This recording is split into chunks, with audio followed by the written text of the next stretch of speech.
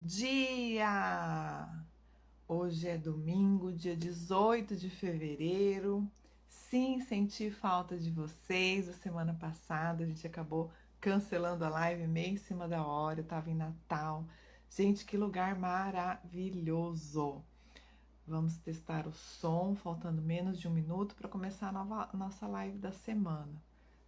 Deixa eu arrumar aqui. Hoje eu estou sem equipe técnica. Marcelo tá dando aula, tá em curso. E vamos lá. Tomara que dê tudo certo, né? Vamos trabalhar para isso. Teste som, acho que tá dando para ouvir. Ok. Oi, Igor, bom dia. Já já vamos começar a nossa live do livro. Me dá um ok se tá bom o som, se vocês estão me ouvindo bem. Pelo meu teste aqui tá tudo certo.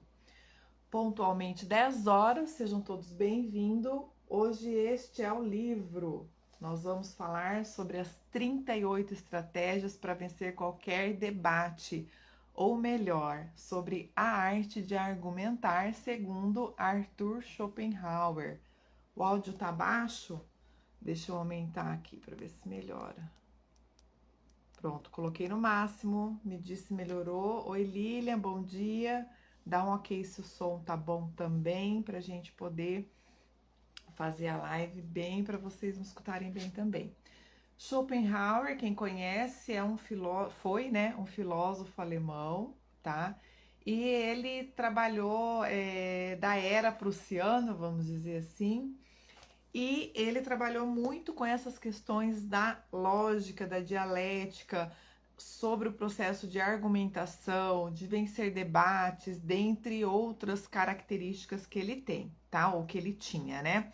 Então, qual que é a ideia hoje na live? A gente são 38 estratégias. Eu vou falar, dar uma introdução, até mais ou menos metade do tempo, explicando esse processo da dialética, falando sobre a condição humana em relação a gostar, tentar ou querer vencer qualquer debate. Tá bom o som? Obrigada, Lilian. Igor, me fala se melhorou, vê se é o seu áudio aí, se você aumenta um pouquinho para ouvir melhor, tá bom?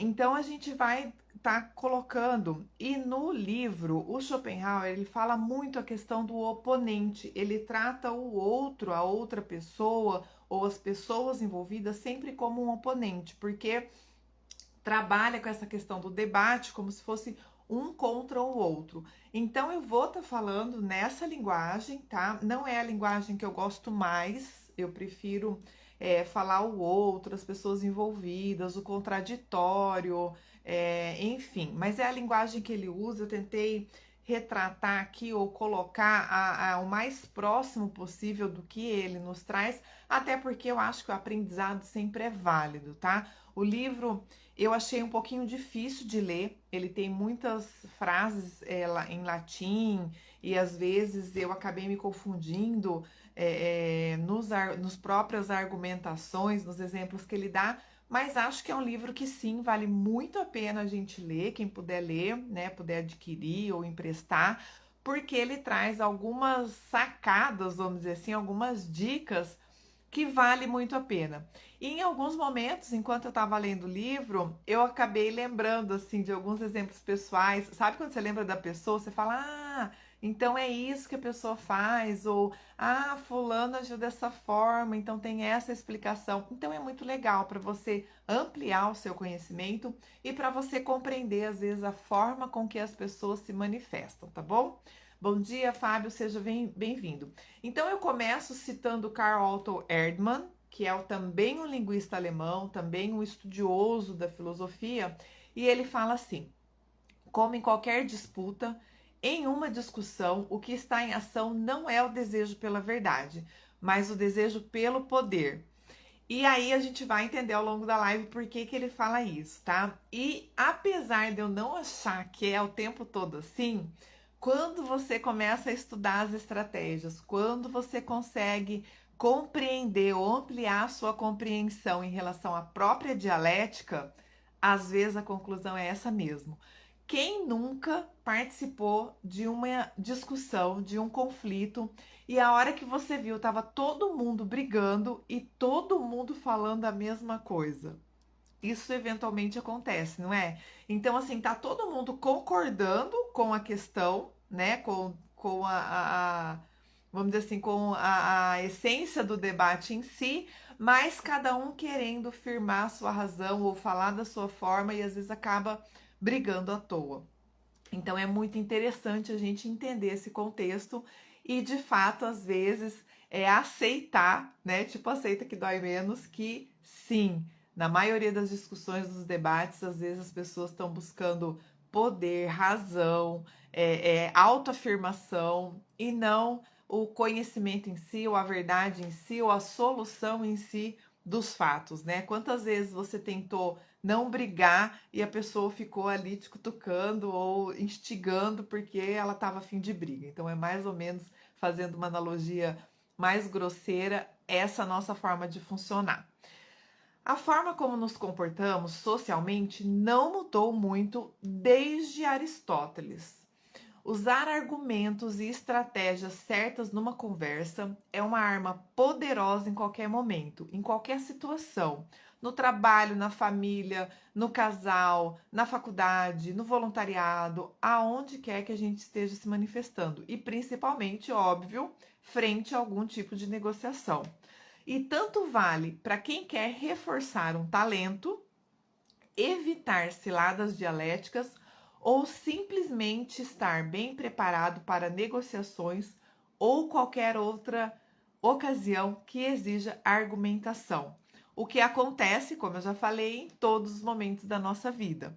Todo tempo a gente está tendo que argumentar, justificar, comprovar determinados contextos ou situações para dar alguns encaminhamentos ou para que a gente ganhe alguma coisa com aquilo ou para que a gente consiga ter um resultado positivo, mais assertivo, dependendo do contexto, né? Então, a ideia é que ele remete lá atrás, desde a época de Aristóteles, da filosofia, que o pessoal chama de aristoteliana, acho que é assim, e ao longo da história humana sempre existiu essa condição do debate, esse processo de argumentação e principalmente querendo ganhar e vencer o debate de acordo com a sua razão, mesmo que você não a tenha. A gente vai falar sobre isso daqui a pouco. Bom dia, Fatinha, bom dia, Fabi, bom ter vocês aqui comigo. Schopenhauer, ele não inventou essas estratégias, nem essas aqui dos livros e dentre outras até de exemplos que ele traz. Mas ele reuniu, né, conseguiu fazer um compilado, reuniu formas de identificar e utilizar de maneira coerente para que a gente possa aproveitar, ou seja, tirar proveito do que tem de melhor no uso das palavras e otimizar as nossas negociações. De novo, as nossas negociações, sejam elas quais forem os motivos da nossa vida, os momentos da nossa vida, que a gente pode usar a dialética. Daqui a pouco eu vou definir bem dialética para ficar claro, né, o posicionamento. A gente vai comparar o processo da lógica com a dialética em todos os momentos da nossa vida. E aí ele fala assim, ó: pode ser que você esteja com a razão, mas uma vez que você entra no debate, estar certo não é o suficiente. E mais para frente a gente vai falar, e ele fala o tempo todo, que não basta ter razão, você precisa convencer o outro que você tem razão, né? Ou muitas vezes falar a mesma coisa de formas diferentes para que possa ser compreendido exatamente aquilo que você quer dizer. Tudo isso depende do contexto, envolve as pessoas naquele contexto, as referências, história de vida. Então a gente precisa compreender melhor a situação com a qual a gente está envolvida frente a qualquer tipo de negociação.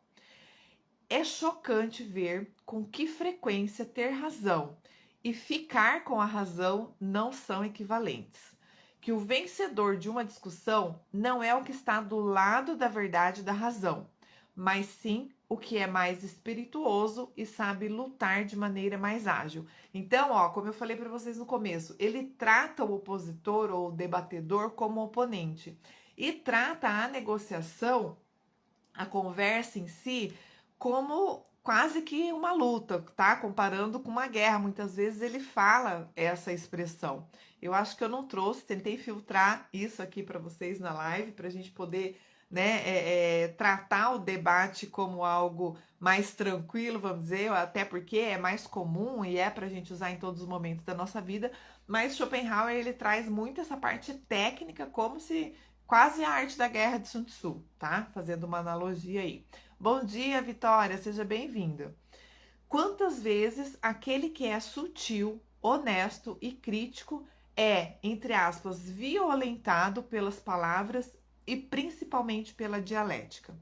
A pessoa que estuda o processo da argumentação, que compreende e faz um bom uso da dialética, muitas vezes ela pode até convencer você que tá certo, que tá verdadeiro, que tem a razão no seu posicionamento, ela te convence de que você está errado. E isso é um risco grande, né? Dependendo do processo o qual você está inserido, ou dependendo do tipo de negociação que a gente está se envolvendo.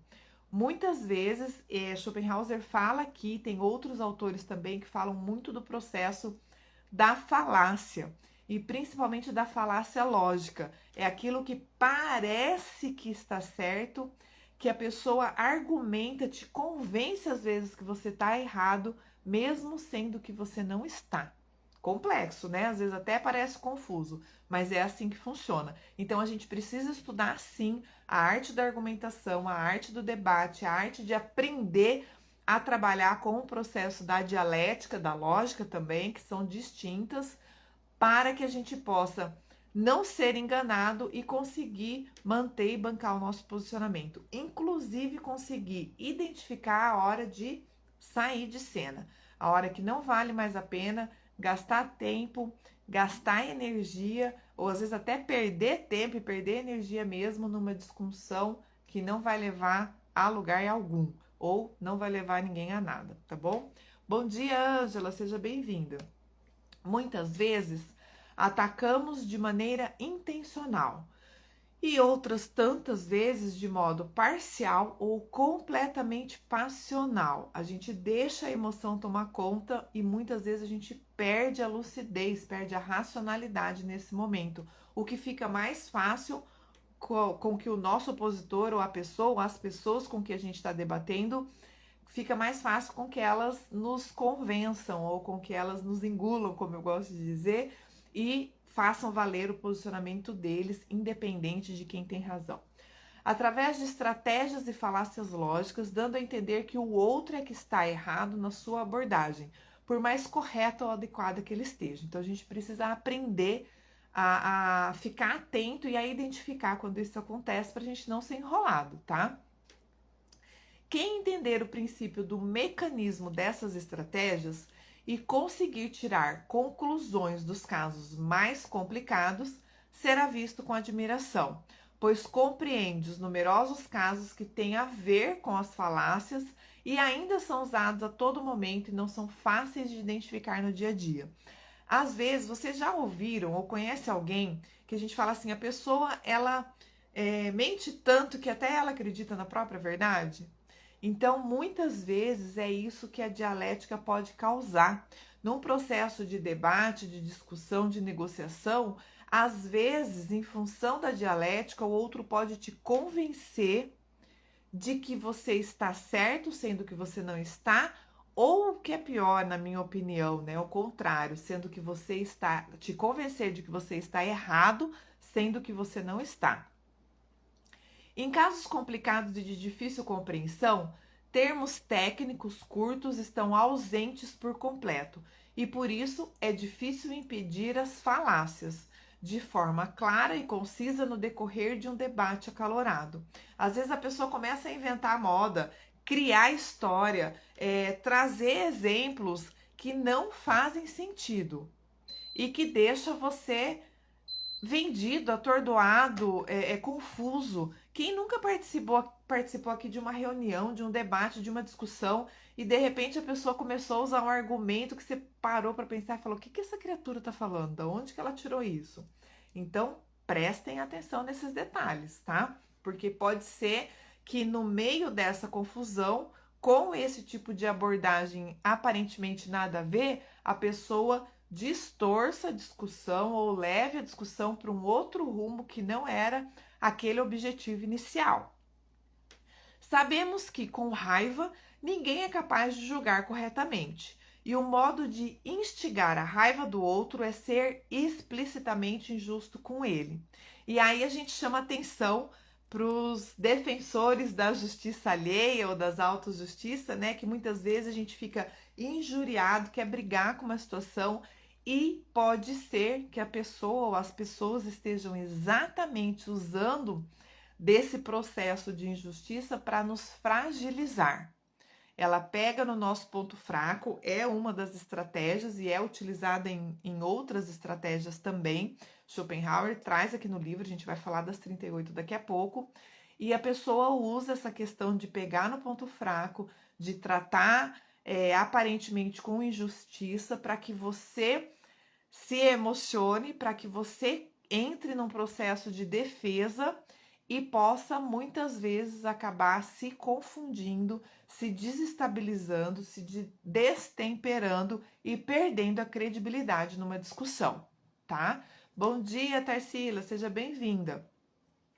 Estar com a razão não se sobrepõe ao conhecimento da dialética, onde se conhece a técnica do debate e os truques mais comuns usados em discussões acaloradas. Então, gente, existem técnicas para discussão, tá? É importante a gente estudar isso. Os principais argumentos estão em categorias que exploram as imperfeições naturais e inevitáveis da inteligência e da transferência de conhecimento. Eu estou trazendo esse livro, Schopenhauer, 38 Estratégias. Tem gente que já ampliou, né? Se eu não me engano, foi Olavo de Carvalho que ele falou as 48 estratégias. Existe aí uma história, não sei até que ponto ela é verdadeira ou não, mas que fala que o Schopenhauer não terminou as estratégias, e aí se eu não me engano, foi o Olavo de Carvalho, e ele completa com mais 10, dizendo que eram as estratégias que faltavam, tá? E existem outros autores também, se vocês pesquisarem. É importante, inclusive, você que quer aprender a se comunicar melhor, a negociar melhor, a vencer mais debates, mais conflitos, a encaminhar, às vezes, um processo mais de discussão para um âmbito mais verdadeiro, mais saudável, mais justo, né, de acordo com a sua visão, com a sua maturidade, com a sua lucidez dentro daquele contexto, ou com as informações que você tem. Eu oriento, né? Acho que vale a pena você estudar bastante sobre essa arte de dar argumentação. Existem muitos bons autores, tá? Então vale a pena. Bom dia, professora, seja muito bem-vinda, bom ter você aqui com a gente. E aí, então, ele fala, né, dessa questão dessa técnica, desses truques, e aí vou trazer aqui alguns exemplos que o Schopenhauer nos traz no livro. São 5 exemplos. Primeiro truque, ou primeira técnica, é a inadequação da linguagem do ponto de vista lógico. Às vezes você joga uma frase, uma palavra, que aquilo confunde a pessoa, ou não faz sentido. E a partir desse inesperado, vamos dizer assim, dessa surpresa, seja ela positiva ou negativa, você consegue mudar a abordagem daquele debate, tá? A ideia, gente, óbvio, né? A gente que tá aqui incentivando a leitura, motivando o pessoal para o estudo, para ampliar o conhecimento, para a gente ter uma qualidade de vida melhor, para a gente se manifestar enquanto pessoas melhores, né? A cada passagem de dia, de hora da nossa vida, na nossa manifestação, nas nossas convivências. A ideia aqui é a gente entender como se funciona, a gente conseguir ser passado para trás menos vezes, vamos dizer assim, né? Não ter essa distorção, mas principalmente a gente conseguir se posicionar frente a discussões acaloradas, debates acalorados, principalmente quando a gente percebe que, através da própria dialética, mesmo sem entender, sem querer, a pessoa pode estar conduzindo esse debate de modo equivocado, ou conduzindo aquela discussão para tirar vantagem própria ou vantagem para um grupo menor que não é aparentemente o que é o melhor para todos, ou a vontade, a opinião, a decisão da maioria do grupo, dependendo de cada contexto que vocês estão envolvidos, tá? Bom dia, Michele, seja bem-vinda. Bom dia, Neuza, seja bem-vinda também. Segundo truque, ou segunda técnica que ele traz pra gente. Ele fala do conflito entre o universal e o particular. O que é isso? Isso quer dizer, nos traz os perigos, muitas vezes, da generalização, as contradições e as imperfeições na tentativa de indução a um caso. É aquela famosa frase assim, que a pessoa às vezes faz uma coisa que você não gostou ou não quer fazer algo que você pede e você fala assim: ah, você nunca me ajuda, você nunca faz aquilo que eu peço, você nunca quer assistir o filme que eu gosto, você nunca me leva para tal lugar. Então, essas generalizações muitas vezes até traz esse processo da vitimização, da injustiça, que é um modo de convencer o outro, ou pior ainda, eu diria, de manipular o outro, gerando até o processo de culpa às vezes no outro, para obrigá-lo a fazer ou decidir algo que ele não quer, que ele não gosta, ou que ele simplesmente não está afim naquele momento. E quantas vezes você passou por essa situação porque alguém fez isso com você também? Terceiro truque: o fato de que nossas principais convicções baseiam-se em valores e, portanto, estão ligadas à ideia de certo e errado. Então, se a pessoa te conhece, às vezes essa dualidade, esse conflito opositor que a gente fala, pode gerar muito conflito. A Fatinha tá falando, ó, no âmbito do trabalho esse fato ocorre demais, e ocorre mesmo, o tempo todo. Inclusive, a gente vai identificar, Fatinha, dentro das 38 estratégias e nesse processo da dialética, parece que a gente está falando de situações do nosso dia a dia, o tempo todo. Por quê? Porque a gente funciona assim. Em todos os momentos da nossa vida, a gente tem um processo de negociação, mesmo que a gente não enxergue dessa forma, né? Então, você está no restaurante, vai escolher o pedido, o prato para comer. Você depende ali da negociação com o marido, com a mulher, com os filhos, com a família. O tempo todo, a gente exige da gente esse processo da argumentação. Por isso que eu sugiro que a gente estude cada vez mais essa condição da arte do debate, da arte da argumentação e principalmente do conhecimento da dialética. A gente não está acostumado a falar muito sobre isso. A gente fala de lógica, a gente fala de racionalidade, da razão, a gente até fala da argumentação, da negociação, mas a gente não estuda, não presta atenção ao processo da dialética, e eu acho que vale a pena. O quarto e penúltimo truque é o fenômeno inevitável de que cada experiência própria se dá ao mesmo tempo que a dos outros. Então, o que ele quer dizer com isso? Num contexto onde existe mais de uma pessoa envolvida, aquele mesmo fato ele pode ser interpretado diferentemente, dependendo do ponto de vista dos envolvidos e dependendo da defesa que cada um, né, que cada envolvido está tentando ali, como é que eu posso dizer, ter como resultado final, tá?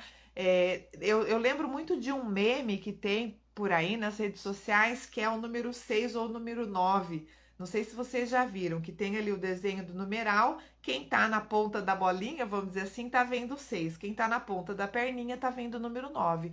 Os dois têm razão e os dois estão discutindo que aquele número é o 6 ou o 9. Então, é mais ou menos um exemplo desse quarto truque. Dependendo do contexto, da experiência, da referência que a pessoa tem, ela pode analisar o mesmo fato de modo totalmente diferente.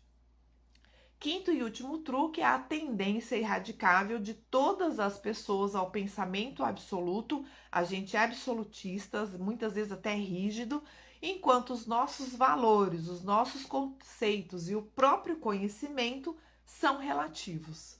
E a gente, num processo de evolução, né, humana, de evolução da espécie, a ideia é que a gente esteja mudando o tempo todo.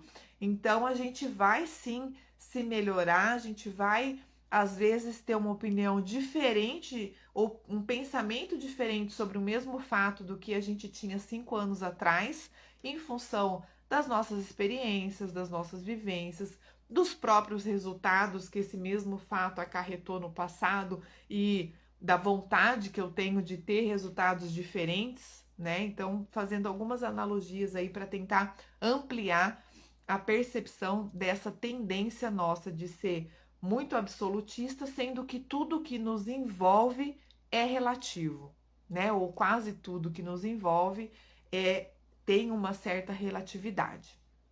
E aí o Schopenhauer fala assim: quase todas as falácias podem ser observadas de diferentes pontos de vista, e algumas surgem da ligação entre um ou mais desses truques, desses 5 truques que ele cita ali, que ele dá o exemplo.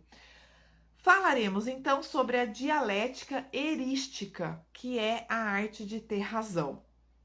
E como às vezes a gente desconstruir isso ou flexibilizar a nossa própria razão pode nos ajudar dentro do processo de argumentação e de negociação. A dialética erística, então, é erística, tá, gente? Com E, não é heurística, é outro sentido totalmente diferente. Depois vocês pesquisam aí no dicionário. Dialética erística é a arte de discutir, e mais especificamente de discutir de modo a ter razão.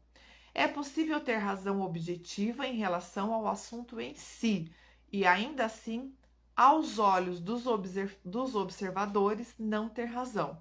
Então, é aquela condição que não basta você ter razão, você precisa convencer os outros a aceitarem, a entenderem ou a acreditarem que você tem razão, tá bom?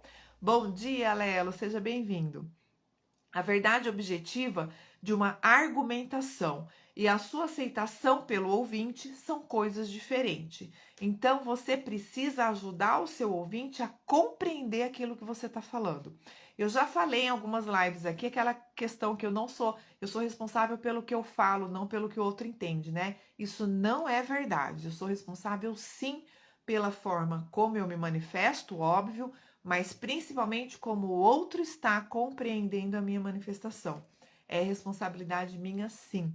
E aí, uma dica que não é do livro, mas que eu lembrei agora: pedir feedback sempre ajuda nesse processo, tá?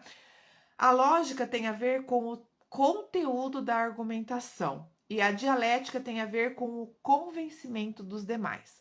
Então, fazendo uma analogia também, tentando ampliar a compreensão disso, é como se a lógica fosse o que e a dialética fosse o como, tá? Então, a lógica é o conteúdo e a dialética é como você passa esse conteúdo para os outros ou para a compreensão dos outros. E aí ele traz o processo da vaidade humana, né? A gente fala que o ser humano, a consciência humana não falha. E aí Schopenhauer fala assim: a vaidade congênita, o que é sensível, em especial em relação às faculdades intelectuais, a intelectualidade, não quer reconhecer que está errada e que o outro tenha razão. Muitas vezes a gente fica discutindo, debatendo só porque a gente quer cada um brigar pela sua razão. E aí, seguindo aquele exemplo que eu falei no começo, muitas vezes até todo mundo falando a mesma coisa, brigando pela mesma coisa, ninguém quer ceder, ninguém quer parar a discussão para entender que o objetivo é o mesmo, o foco é o mesmo, que está todo mundo falando a mesma coisa. Pela lógica, cada um deveria apenas se esforçar para emitir opiniões verdadeiras, opiniões sólidas, para o que seria preciso apenas primeiro pensar e depois falar. Mas a vaidade congênita se juntam à verborragia da maioria e à doentia desonestidade do homem. Falam antes de pensar, percebem que a sua afirmação era falsa ou que não tinham exatamente razão. E muitas vezes, na maioria das vezes, continuam a parecer o contrário, defendendo a sua tese inicial, mesmo sem ter razão. Às vezes, até mesmo sendo explicitado que aquela tese não faz sentido, que não é verdadeira. Vocês conhecem alguém assim? Ou vocês já foram assim em determinadas circunstâncias ou discussões? simplesmente continuar discutindo, brigando por algo que nem faz mais sentido, que já foi explicitado, comprovado, mostrado que não faz sentido, que você não tem razão? Quantas vezes a gente perde tempo e gasta energia ali discutindo por algo que realmente não vale a pena? O interesse pela verdade, que deveria ser o único motivo da proposição de afirmações, é totalmente substituído pelo interesse da vaidade. Na minha opinião, essa é uma das vezes que você deve sair de cena. Se você vê que a briga tá ali só para ver quem pode mais, quem manda mais, para ter razão, e que, né, a verdade já tá secundária ali no processo, abre mão, sai de cena, fala, então tá bom, vai fazer o que você acha que tá certo, porque você vai perder tempo e gastar energia à toa ali.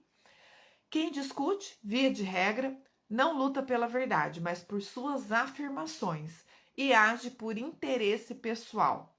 Cada um quer impor a sua afirmação, mesmo que ela pareça por um momento falso ou duvidosa. Existe muita gente com deficiências na dialética natural. Por isso, é muito comum as pessoas se confundirem com argumentações aparentes e se deixarem refutar quando na verdade tem razão, ou o contrário, né? Quando não tem razão, querer comprovar isso. Então, eu vou lembrar e vou trazer aqui a definição da dialética segundo o dicionário. Depois vale a pena aprofundar sobre isso também. No sentido bastante genérico, dialética é oposição, um conflito originado pela contradição entre os princípios teóricos ou os fenômenos empíricos. E aí, na linha aristoteliana, que é a linha que o Schopenhauer trabalha e coloca nesse livro, né? E segundo o próprio dicionário, no aristotelismo, dialética é o raciocínio lógico que, embora coerente em seu encadeamento interno, está fundamentado em ideias apenas prováveis, trazendo em seu âmago a possibilidade de ser refutado.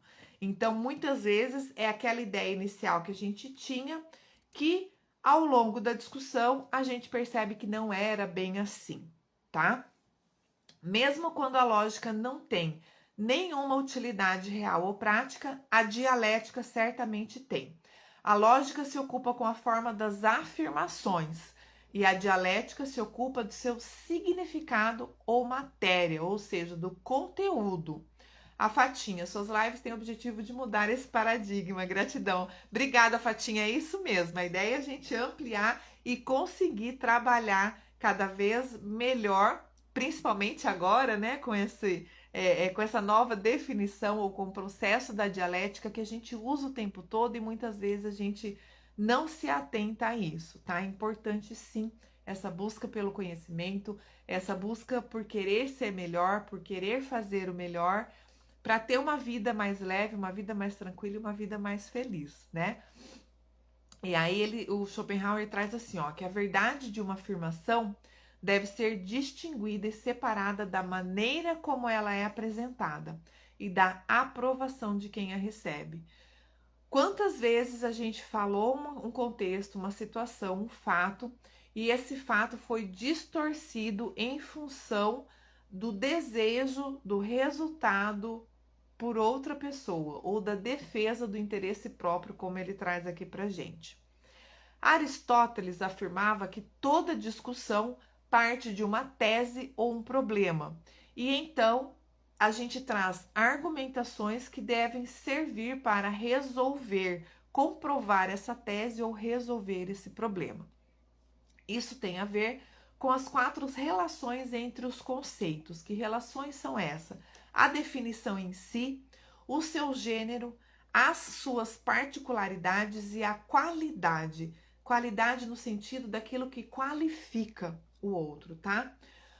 O problema de cada discussão está sempre relacionado a uma dessas 4 relações. Essa é a base de toda dialética. E aí, gente, vale a pena aprofundar. No livro ele traz exemplos e ele faz relações entre esses 4 conceitos Porque muitas vezes até o processo de lógica. Eu vou dar um exemplo aqui bem banal, que eu até quando eu estudei processamento de dados lá na minha adolescência, eu aprendi em função da lógica, né? Que é aquela condição assim, ó, o chão está molhado, logo choveu. Pode ser verdadeira essa afirmação? Pode. Quando chove, o chão fica molhado. Mas sempre que o chão está molhado, quer dizer que choveu? Não necessariamente. Às vezes o chão está molhado porque a pessoa lavou a calçada, ou porque estourou um hidrante na rua. Não sei, diversos outros fatores, né? Outras causas e consequências podem ser. Então, dando um exemplo bem nada a ver, vamos dizer assim, dentro desse processo da dialética, mas é assim que a lógica funciona. E muitas vezes, então, a gente tem que cuidar com esse raciocínio lógico, porque a gente pode ter uma premissa errada que nos leva a uma conclusão lógica verdadeira, mas que em função da premissa ser errada, aquele resultado não é adequado, tá? Então, é um pouco complexo, mas muitas vezes é assim que funciona. Em geral, quando surge uma discussão, todos acreditam ter a verdade ao seu lado. A seguir, ambos ficam em dúvida ou todos os envolvidos podem se questionar e no final a verdade deve ser definida e confirmada. Se cada um, ao se questionar, continua brigando pela sua razão e pela sua verdade, essa discussão não vai levar a lugar algum. E muitas vezes a gente pode complementar a nossa verdade, a nossa razão inicial para aquele debate, para aquela discussão, ou às vezes até achar que existe uma, né, concluir que existe uma melhor opção e abrir mão daquele fator inicial nosso para algo ainda melhor. Nem sempre é assim que acontece, né? Mas seria a condição ideal. A maioria das pessoas se serve da dialética quando percebe que em uma briga, em uma discussão, a verdade nem sempre fica do seu lado e ainda assim tenta ficar com a razão. Bom dia, Ju, seja bem-vinda. A dialética científica tem como tarefa principal levantar e analisar estratégias desonestas na disputa. Com isso, pode-se, por meio do debate verdadeiro, tanto reconhecê-las como negá-las.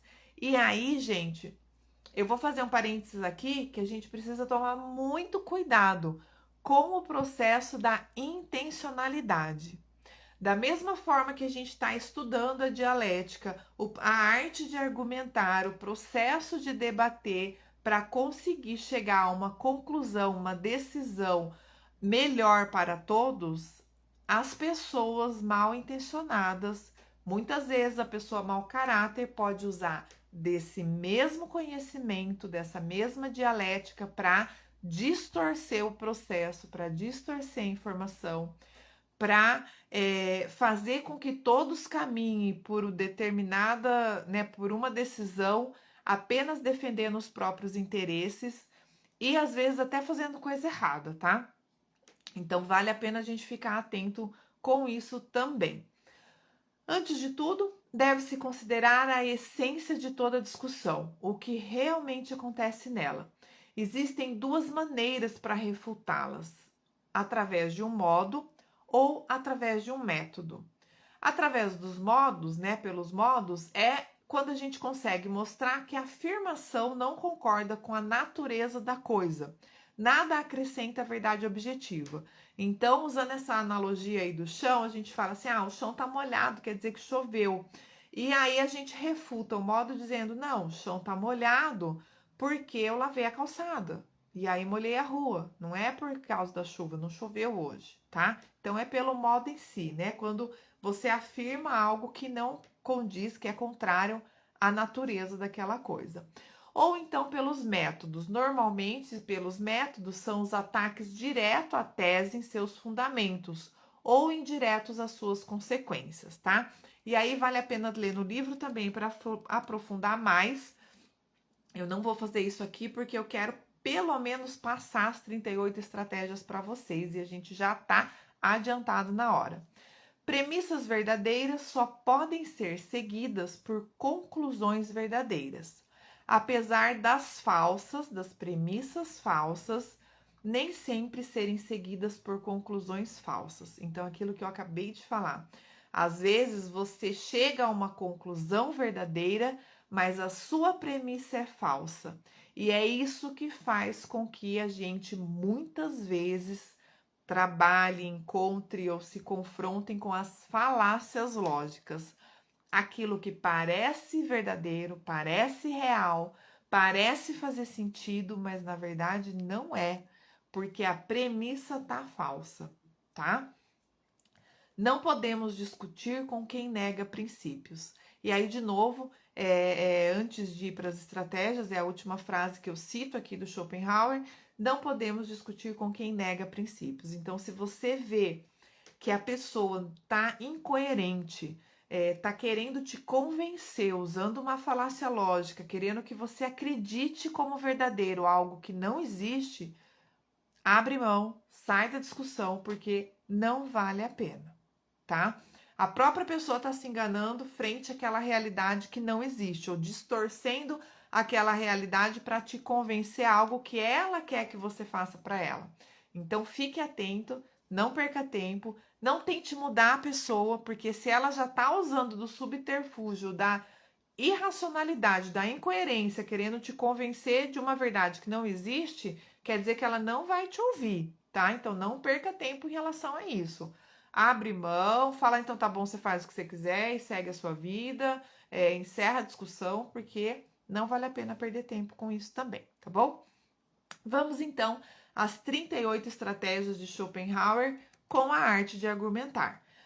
A primeira delas é: generalize as afirmações do seu oponente. E aí lembrando, tá? O oponente é porque ele tá sempre falando do lado contrário, nem sempre quer dizer que a pessoa é um oponente em si. Às vezes é uma reunião de sócios, de amigos, de colegas de voluntariado, da faculdade, um trabalho de grupo, e aí o oponente que o Schopenhauer traz aqui é o seu colega de trabalho, tá? Então, mas é só para saber que quando eu falar oponente aqui, a gente está querendo trazer o processo de alguém que tenha a posição contrária àquela que você está levando ou em relação àquele debate.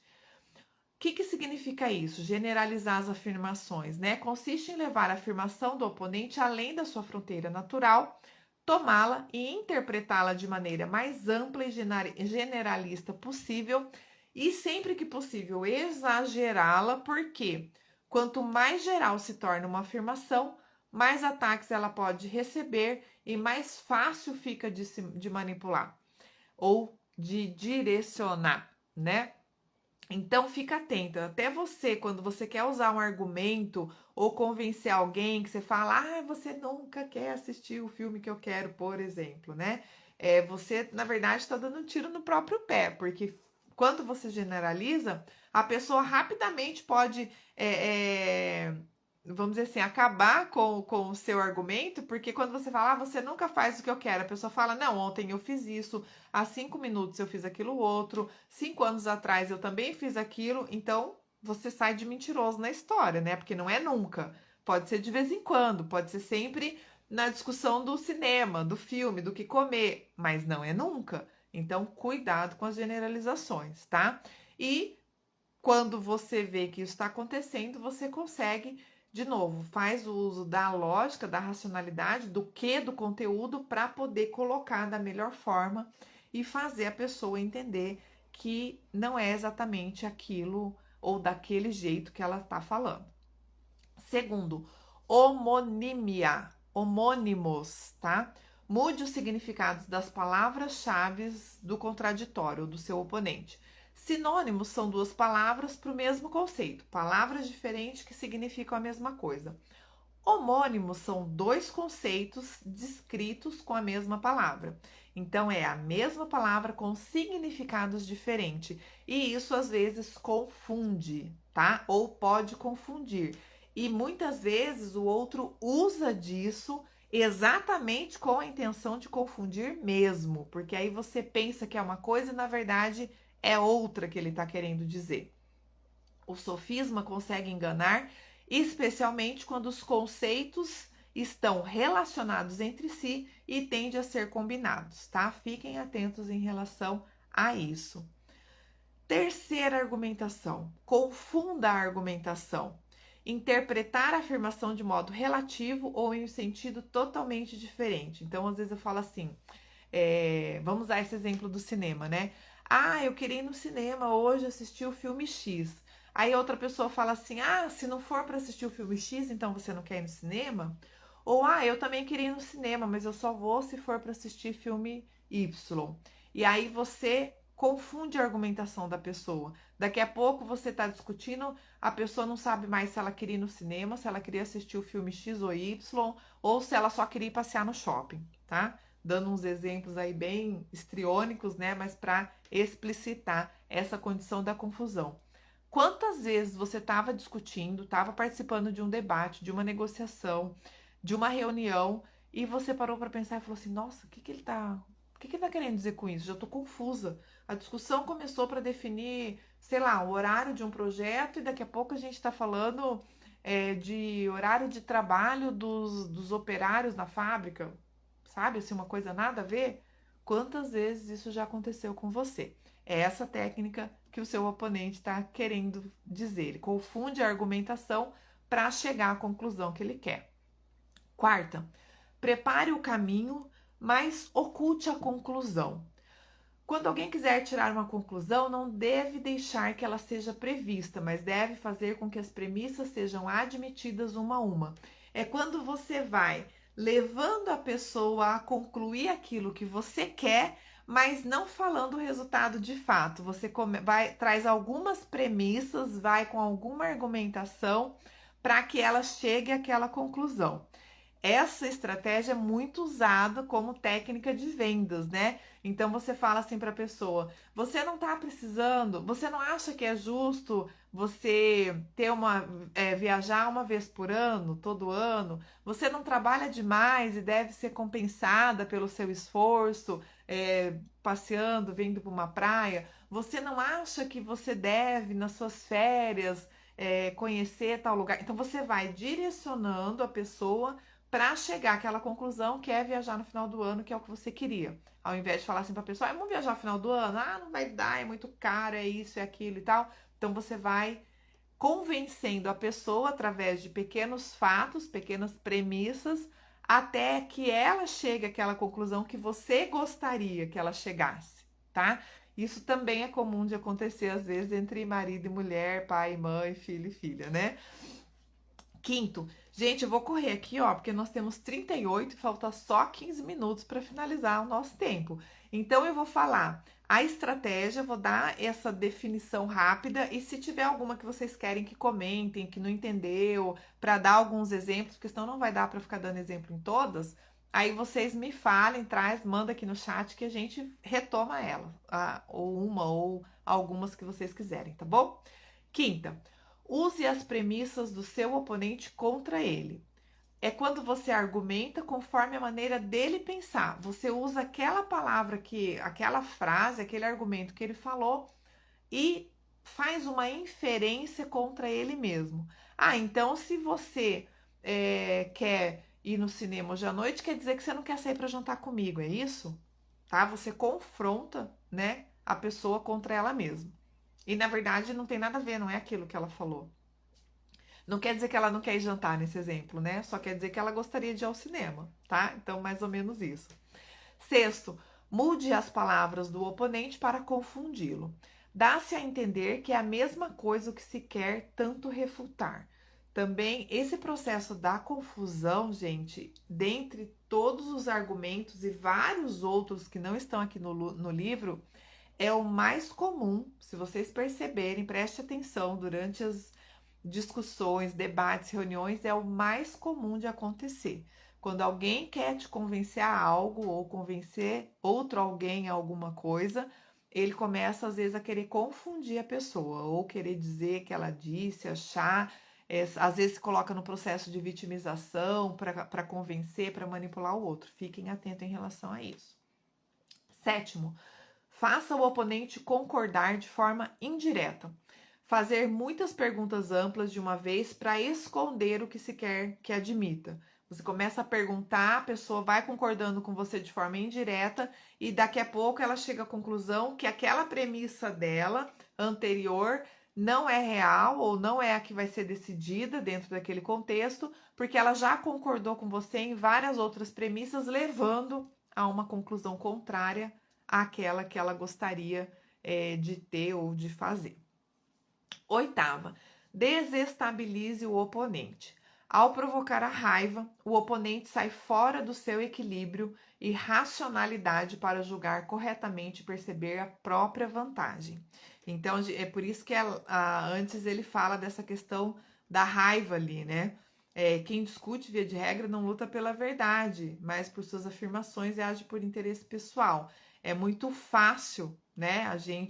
Ele coloca assim, ó, lembra? Sabemos que com raiva ninguém é capaz de julgar corretamente. E o modo de instigar a raiva do outro é ser explicitamente injusto com ele. É um dos modos, né? Então, é uma das técnicas também, tá? Quantas vezes você ficou com raiva e na hora ali abriu mão e se destemperou e perdeu a razão que você tinha no início da discussão? Isso também acontece, né? Bom dia, passou umas 3, 4 pessoas aí, o pessoal que está chegando agora, sejam muito bem-vindos. Eu acabei não vendo, então para não falhar, não vou falar o nome de todo mundo, tá? Nona regra, né? Nono argumento, nona estratégia, vamos dizer assim. Disfarce o seu objetivo final. As perguntas, quando não são feitas na ordem que levaria a uma conclusão possível, podem levar a uma confusão muito grande. O outro não sabe aonde você quer chegar e não consegue se precaver, se organizar para debater. Ele não consegue calçar, né, adivinhar aquilo aonde você quer chegar, o que você está querendo, e aí ele fica confuso. Quantas vezes isso aconteceu com você, né?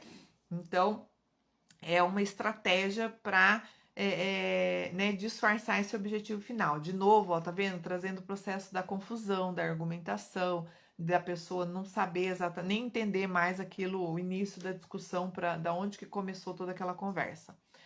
10ª estratégia, use a psicologia da negação. Pergunte o oposto do argumento utilizado, como se estivesse ansioso por aprovação. A pessoa fala, eu quero comer doce. Você fala assim, então quer dizer que você não gosta de salgado? Não, só quer dizer que eu quero comer doce. Mas, enfim, aí você pode levar a discussão para outro caminho. 11ª, tome um conceito geral para o caso particular. Tem a ver lá com aquela da generalização, né? Induz o outro a ceder e apoiar casos individuais, fazendo admitir verdades. E aí, quando chegar à conclusão que você queria, ele não tem mais como voltar atrás. 12ª, uso sutil dos vocábulos, das palavras. Quando você renomeia as palavras, você quer dizer a mesma coisa usando outros vocábulos. Afirma-se o que se quer provar no início da definição, da qual resulta um simples julgamento analítico. Revele a sua intenção pelo nome que dá às coisas. E muitas vezes a gente distorce essa intenção ou distorce esse nome que a gente dá às coisas, querendo induzir o outro a fazer aquilo que a gente quer. 13ª, apresente uma segunda opção inaceitável. Dê uma afirmação contrária para que o outro escolha o que você quer. A gente brinca e fala que é o bode na sala, né?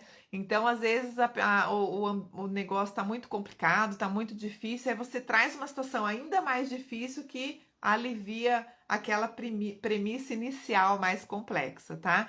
Ou você fazer a pessoa enxergar que aquele contexto complicado, naquele momento, a gente tem que dar um jeito de achar uma solução, porque existem coisas mais difíceis. Então, é essa segunda opção inaceitável ou inadmissível. 14ª, acuando os tímidos. Depois de ter respondido a muitas perguntas sem que as respostas dessem o benefício de uma conclusão favorável que se esperava, precipita-se para a conclusão desejada como se tivesse sido provada e proclama-se como certa. Então, a pessoa é mais na dela, você, aê, parabéns, todo mundo concordou com isso, com aquilo e tal. E as pessoas muitas vezes ali nem conseguiram emitir a sua opinião. Então, é você acuar os outros, né? Os tímidos, os que têm medos, os inseguros, enfim, dependendo de cada contexto. 15º, utilize paradoxos para situações difíceis. Quando se faz uma afirmação paradoxal e se acha difícil prová-la, apresenta-se uma afirmação correta para o outro aceitar ou rejeitar, induzindo a querer, né, ou aceitar aquela condição que você gostaria.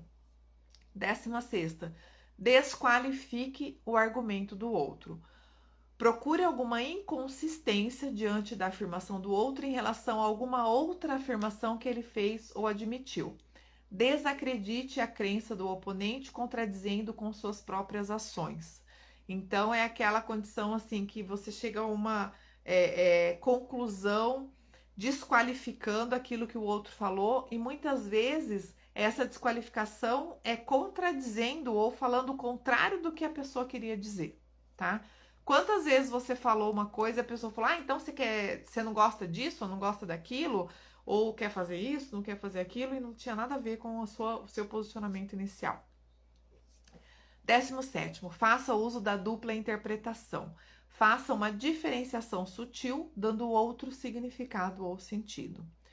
18ª, mude o curso. Interrompa antes da perda certa. Não permita que o seu oponente, seu adversário, chegue a uma conclusão que possa te derrotar. Saia antes ou retire-se. Aquela história que a pessoa fala assim, não quero mais saber. Não, então não tem mais discussão, também não vou mais falar sobre isso. Encerra o assunto.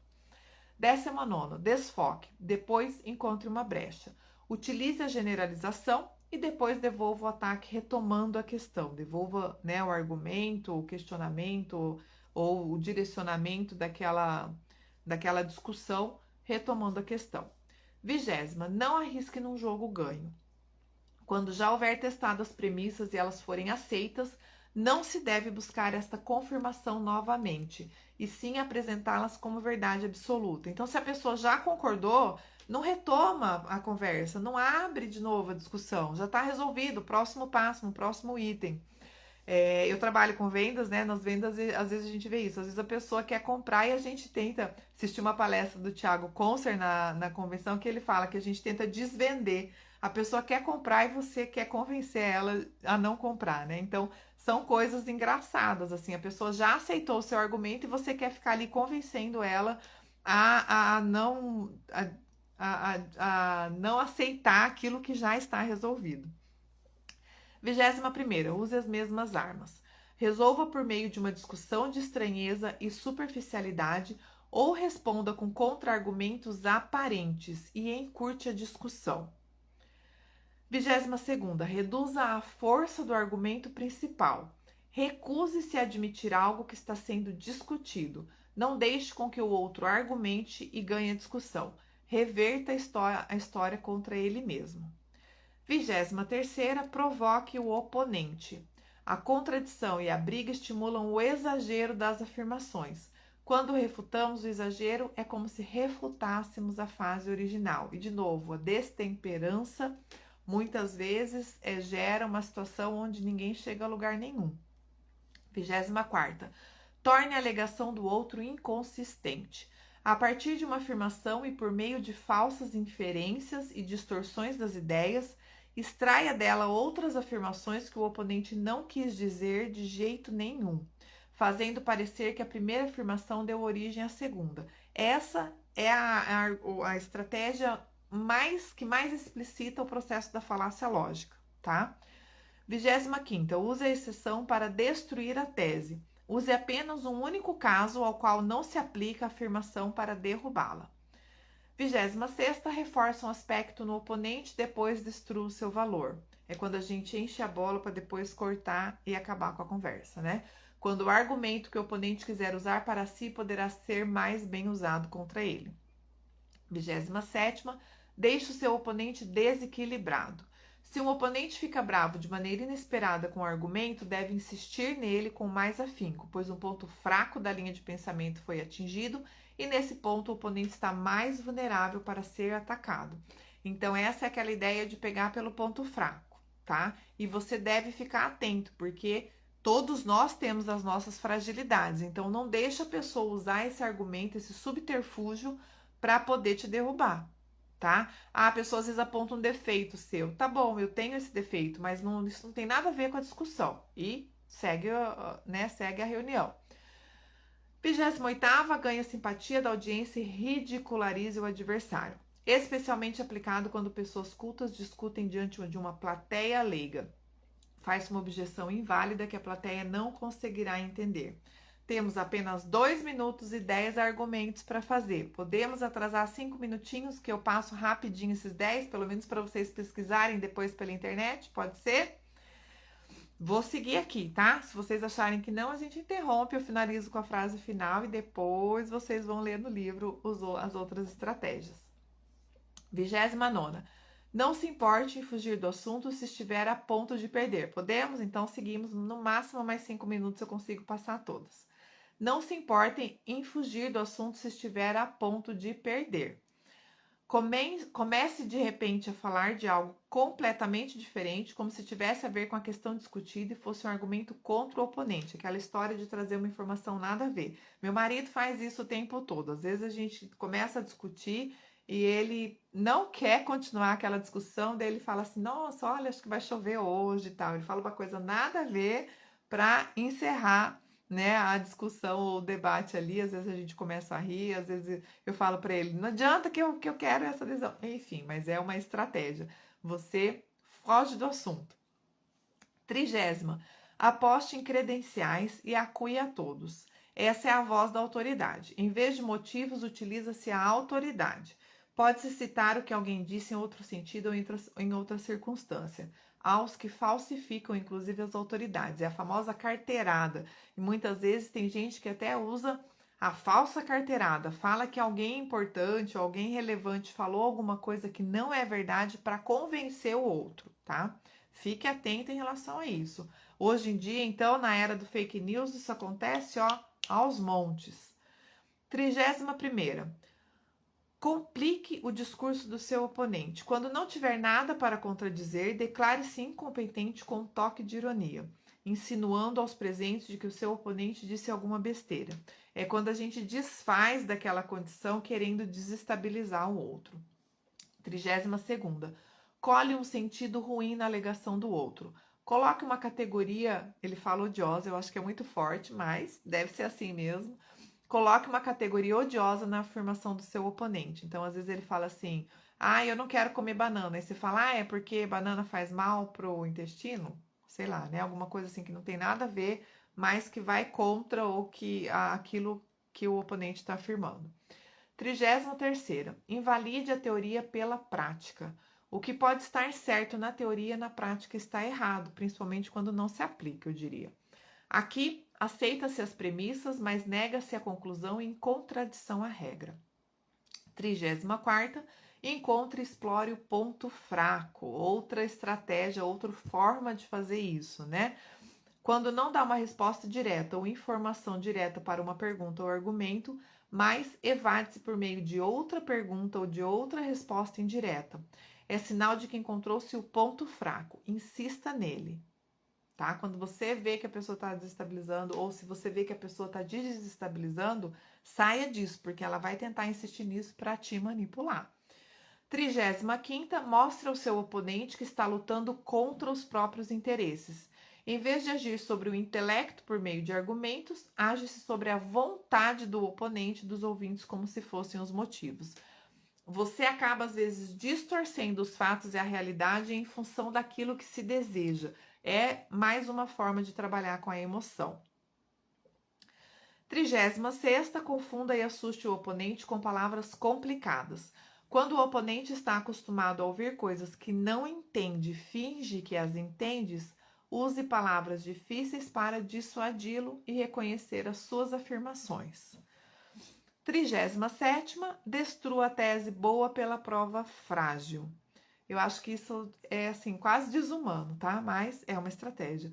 Quando o oponente tem razão na questão, mas escolhe uma evidência ruim, ficando fácil rebater essa evidência e ganhar a questão.